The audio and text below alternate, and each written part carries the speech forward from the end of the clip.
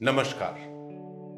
डीआईविटा videos के कार्यक्रम मंथन में मैं विकास कपूर आप सबका हार्दिक अभिनंदन करता हूं।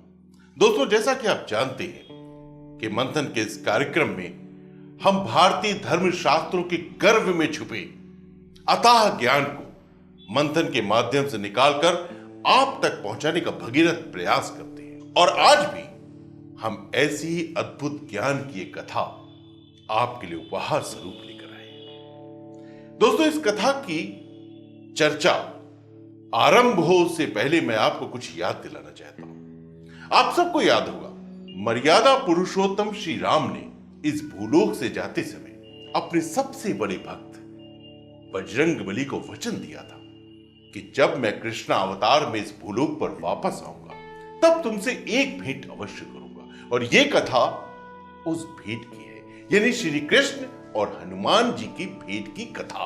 पर इस कथा के मर्म में, इस कथा के गर्भ में कुछ और छुपा है, और वो है अहंकार।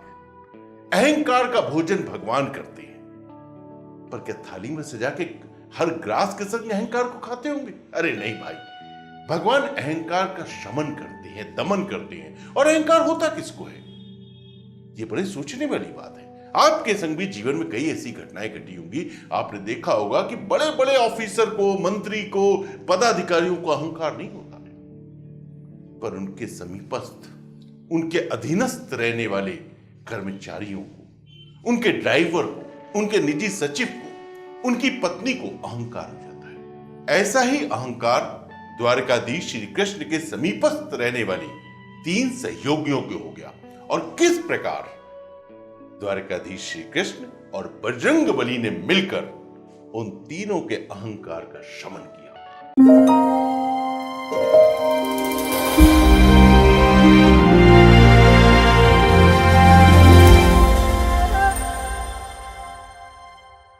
मैं आप सबका एक बार फिर से स्वागत करता हूं। भगवान श्री कृष्ण और बजरंगबली के भेंट की इस अद्भुत कथा को आरंभ करने से पहले मैं आपको यह बताता हूं कि वो 3 कौन से सहयोगी थे श्री द्वारकाधीश श्री कृष्ण के, जिनके भीतर अहंकार का रोग समा गया। और वो थे श्री कृष्ण की धर्म पत्नी देवी सत्यभामा। बड़े आदमी की बेटी थी, सत्राजित की पुत्री। वो सत्राजित जिसके पास श्यामंतक मणि थी, वो मणि जो भगवान सूर्य ने उसे दी थी। और 20 भार स्वर्ण प्रतिदिन वो महाराज सत्राजित को दिया करती थी। तो बड़े आदमी की बेटी थी, बड़ा अभिमान था, बड़ा गरूर था, बड़ा रुतबा था। और दूसरे थे भगवान के वाहन, जो लक्ष्मी नारायण को अपनी पीठ पर लाद कर सारे संसार की परिक्रमा किया करते थे, विनिता देवी के पुत्र गरुड़ महाराज। और तीसरे थे वो चक्र सुदर्शन, जो हमेशा भगवान की उंगली पर नाचता रहता है, जिसने भगवान के संकेत मात्र पर बड़े बड़े असुरों का, दानवों का, शत्रुओं का वध कर दिया। और उस दिन ये तीनों द्वारका राजप्रसाद के देवी सत्यभामा के भव्य कक्ष में अपनी अपनी चर्चाओं में लीन थे। इन तीनों को अभिमान का रोग था। देवी सत्यभामा को लगता था संसार में उनसे अधिक रूपवती, सौंदर्यवती, सुंदर स्त्री तो कोई हो ही नहीं सकती। और यही प्रश्न उन्होंने गरुड़ महाराज और चक्र महाराज से पूछा। तो दोनों ने उनकी प्रशंसा में नए नए उदाहरण देने आरंभ कर दिए। देवी सत्यभामा अपनी प्रशंसा से पुलकित थी, प्रसन्न थी। देवी सत्यभामा ने इस चर्चा के मध्य एक प्रश्न उठाया। गरुड़ महाराज, चक्र सुदर्शन जी, आपने तो रामायुग में देवी सीता को भी देखा होगा, क्या वे मुझसे भी अधिक सुंदर थी? एक पल के लिए गरुड़ और चक्र स्तब्ध हो गए। कहें तो क्या कहें, देवी सीता के विषय में कुछ कहना तो स्वयं साक्षात महालक्ष्मी है। और फिर चर्चा में बैठे थे, चापलूसी का वातावरण था, तो प्रसन्न करने के लिए कह दिया कि माता, आपके सामने क्या देवी सीता और क्या उनका रूप। सत्यभामा ने कहा, नहीं, तुम लोग असत्य बोल रहे हो। देवी सीता तो अलौकिक सुंदरी थी, उनके समान तो कोई दूसरा था ही नहीं। उन्होंने कहा, ये आप कैसे कह सकती है देवी? तो सत्यभामा जी ने कहा, जिस सीता के लिए श्री राम वन वन भटके हो, खग मृग सबसे पूछा हो कि तुमने सीता मृगनयनी को देखा है, तो क्या ऐसा सौंदर्य था सीता देवी का? मैं तो ये जानना चाहती हूं। दोनों ही समझ गए कि हम फंस चुके हैं और माता को टालने के लिए गरुड़ ने चतुराई का प्रयोग करते हुए कहा, अरे माता, आप भी क्या त्रेता युग के रामावतार को लेकर बैठ गई? मुझे तो पूरा का पूरा रामावतार ही कुछ समझ में नहीं आता है। सत्यभामा ने कहा, रामावतार समझ में नहीं आता है? ये तुम क्या कह रहे हो गरुड़? बोले, माता जरा आप बताओ, एक प्रश्न पूछता हूं। त्रेता अवतार, देवी सीता का रावण ने हरण कर लिया और उस रावण तक पहुंचने के लिए श्री राम ने समुद्र पर इतना विशाल सेतु बंधन किया। क्या आवश्यकता थी? अरे मुझसे कहा होता, अपनी पीठ पर पूरी राम सेना को यूं लादता, ये उड़ता और वो लंका पहुंच जाता, श्री राम मार देते रावण कुंभकर्ण को, बात खत्म, सीता जी वापस आ जाती। इतनी बात ही हुई थी कि चक्र सुदर्शन ने जोर जोर से हंसना शुरू कर दिया। दोनों चकित थे, इस बात पर हंसने की क्या बात है? गरुड़ ने ही पूछा।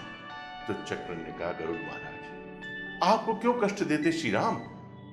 जहां थे पंचवटी में, वहीं से मुझे संधान करते, यूं संकेत करके फेंकते, मैं उड़ता उड़ता उड़ता जाता, रावण कुंभकर्ण मेघनाथ सबके सिर काटता और सीता मैया को साथ लेकर श्री राम के पास लौट आता।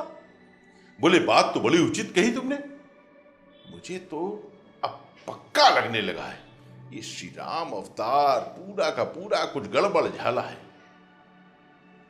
अब सत्यभामा भी सहमत थी। अहंकारी मन था ना, अहंकार अपनी प्रशंसा के लिए सहमत अवश्य हो जाता है, शीघ्र हो जाता है। तो उन्होंने कहा, बात तो सही है, उस रामावतार में सीता मैया ने हनुमान जी को अजर अमर होने का वरदान दिया था। अगर बजरंग बली होते तो क्या द्वारकाधीश श्री कृष्ण से मिलने नहीं आते? नहीं नहीं नहीं, अब तो मुझे भी विश्वास हो गया कि पूरा का पूरा रामावतार ही कुछ गड़बड़ झाला है। और ये तीनों जब इस चर्चा में रत थे, इतने गंभीर विषय तक पहुंच गए थे और इनका स्तर इतना निम्न हो चुका था कि इनको इस बात का ज्ञान ही नहीं था कि उस कक्ष के भीतर लीला विहारी श्री कृष्ण पधार चुके हैं। अपनी उपस्थिति को शांत किए हुए, छुपाए हुए श्री कृष्ण दम साधे सारी बात सुन रहे थे। क्या है कुंडलनी की शक्ति? मनुष्य शरीर के भीतर कुंडलनी रहती कहां है? 7 चक्रों का रहस्य क्या है? क्या कुंडलनी के जागरण के बाद मनुष्य इस लोक से उस लोक में साक्षात करता है? बताएंगे। डीआईवीडा वीडियोस के कार्यक्रम कुंडलनी शक्ति और 7 चक्रों का रहस्य में आपको सब कुछ बताएंगे बहुत शीघ्र। अपनी उपस्थिति को शांत किए हुए, छुपाए हुए श्री कृष्ण दम साधे सारी बात सुन रहे थे। तब तक एक और प्रसंग हो रहा कि इस प्रश्न का उत्तर तो पाना ही होगा गरुड़ महाराज कि बजरंग बली हैं कि नहीं। अगर हैं तो आए और नहीं है तो यह स्पष्ट हो जाएगा कि पूरा का पूरा रामावतार ही मिथ्या है और अब तक के विश्व में सर्वश्रेष्ठ सुंदरी अगर कोई है तो मैं हूं सत्यभामा। श्री कृष्ण ने अपनी उपस्थिति प्रमाणित कर दी। मुस्कुराते हुए अहो भाग्य करते हुए उन तीनों के समीप पहुंचे। तीनों स्तब्ध थे, चकित थे, सहम भी गए थे, पर श्री कृष्ण तो कुछ अलग ही नजर आ रहे थे। श्री कृष्ण ने पास आकर कहा, अहो भाग्य देवी सत्यभामा, आज तो आपके कक्ष के भीतर भक्ति की पावन गंगा बह रही है। आपने अपनी चर्चा में मुझे मेरे प्यारे भक्त हनुमान की याद दिला दी। हनुमान से मिलने के लिए तो मैं तड़प रहा हूं, तरस रहा हूं। आज तो हनुमान से भेंट करवा दो तुम लोग। कितने सुंदर विषय पर चर्चा कर रहे थे, बजरंगबली का नाम ले रहे थे। वाह! जिस स्थान पर भक्तों का नाम लिया जाता है वो स्थान पावन और पुलकित हो जाता है। तुम लोगों ने बजरंग बली का नाम लेकर मेरे मन में उनसे मिलने की एक ज्योत जगा दी है। गरुड़ महाराज, आप चले जाओ, बजरंग बली को बुला लाओ। गरुड़ ने इधर उधर देखा, ये तो मिथ्या सत्य होने लगा। बोले बजरंग बली कहाँ होंगे? बोले होंगे अयोध्या में, बैठे अपने श्री राम का जाप कर रहे होंगे। जाओ जाओ भैया, उन्हें बुला लाओ, मैं तो मिलने के लिए तड़प रहा हूं। अब द्वारकाधीश की आज्ञा थी। गरुड़ महाराज ने बोला, जी प्रभु। तो जाते जाते गरुड़ महाराज को रोककर श्री कृष्ण ने फिर कहा, भैया गरुड़, मेरे ऊपर एक उपकार करना। हनुमान बूढ़ा हो गया होगा, अब वो क्षमताएं तो रही नहीं होंगी जो समुद्र लांघते समय थी। 100 योजन का समुद्र यूं ही लांघ गया था, वो पूरा सुमेरु पर्वत उठा लाया था। पर अब तो बूढ़ा हो गया है, अपनी ही पीठ पर बैठा लेना बेचारे को, ले आना जल्दी। तुम तो सबसे तेज उड़ते हो ना, तुम्हारी गति को तो कोई पार नहीं कर सकता है ना। गरुड़ बोले, प्रभु आप चिंता मत करो, मैं ये गया और वो हनुमान जी को लेकर आया, बस आप पलक भी झपका नहीं पाओगे और मैं आ जाऊंगा। बोले बड़ा उपकार है भैया तुम्हारा, तुम हनुमान जी से मेरी भेंट कराओगे। और गरुड़ तो सचमुच निकल पड़ा। जैसे ही गरुड़ निकला, भगवान ने चक्र से कहा, चक्र अब जब तक हनुमान नहीं आता तब तक मैं किसी और से भेंट नहीं करना चाहता। जाओ राजप्रसाद के ऊपर सुरक्षा और चौकसी पर लग जाओ, किसी को भी मेरे कक्ष में प्रवेश ना करने देना। चक्र ने कहा, जो आज्ञा प्रभु, मेरे रहते कौन आ सकता है आपके पास। और चक्र भी निकल गया और भगवान सचमुच हनुमानमय हो गए, हनुमान में लीन हो गए, हनुमान की लीलाओं का स्मरण करने लगे। और उधर तो कुछ और ही बात हुई। वो अभिमान से भरा हुआ गरुड़, विनीता का पुत्र गरुड़, निकला तो अयोध्या जाने के लिए था और पहुंच गया तिरुपति बालाजी। वहां जाके पूछ रहा है, भाई अयोध्या कहां है? बोले भाई अयोध्या कहां है? ये तो तिरुपति बालाजी है। गरुड़ को अब भी अपने अहंकार का आभास नहीं हुआ, फिर उड़ा। सोचा शीघ्र अतिशीघ्र पहुंचूं, नहीं तो श्री कृष्ण तो इसी पर परिहास उड़ा देंगे। और पूरी सामर्थ्य से उड़ के अयोध्या पहुंचा। अयोध्या में जा जाके अलग अलग स्थानों पर हनुमान हनुमान हनुमान हनुमान, कोई आने को तैयार नहीं। लंबी प्रतीक्षा, लंबे प्रयास और संघर्ष के बाद एक बहुत बूढ़ा वानर कष्ट के साथ राम राम करके चलता हुआ गरुड़ महाराज के पास पहुंचा। बोला, भैया आप किसे पुकार रहे हो? बोले, हनुमान को पुकार रहा हूं भाई। बोले, कौन हनुमान? बोले, यही तो मैं भी कह रहा था, कौन हनुमान? अरे अयोध्या का वानर भी हनुमान को नहीं जानता है और वो द्वारकाधीश हनुमान के नाम की रट लगाए बैठे हैं। अब उस बूढ़े वानर ने कहा, कौन द्वारकाधीश? द्वारकाधीश श्री कृष्ण हनुमान की रट लगा रहे हैं। बोले, हाँ वो द्वारकाधीश हनुमान की रट लगा रहे हैं, पर तुम मेरा समय व्यर्थ मत करो, शीघ्र बताओ हनुमान कहां? बोले, आज्ञा करें प्रभु। बोले, तुम उनके दास हो क्या? हनुमान जी ने कहा, दासों के दास नहीं होते, मैं तो स्वयं भी दास हूं श्री राम का। नहीं हनुमान, आज्ञा दीजिए। अब गरुड़ ने एक उड़ती नजर हनुमान जी पर डाली और अभिमान के साथ कहा, अच्छा तो तुम हो हनुमान। देखो भाई, मेरे स्वामी द्वारकाधीश श्री कृष्ण ने तुम्हें शीघ्र अतिशीघ्र द्वारका बुलाया है, वो तुमसे भेंट करना चाहते हैं। हनुमान जी का बड़ा सौभाग्य है, जिन्होंने संसार में धर्म की संस्थापना की, उन्होंने मेरा स्मरण किया, पर अभी नहीं जा पाऊंगा। एक अनुष्ठान में लगा हूं अपने प्रभु श्री राम के, अनुष्ठान पूरा होते ही शीघ्र पहुंच जाऊंगा।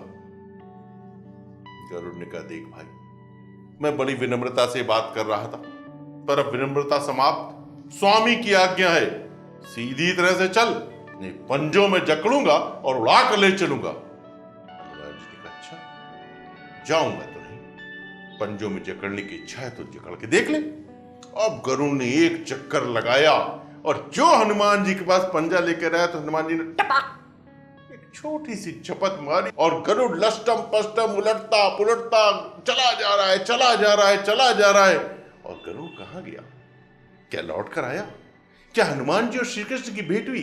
ये जानने के लिए आपको प्रतीक्षा करनी पड़ेगी मंथन की अगली कड़ी की।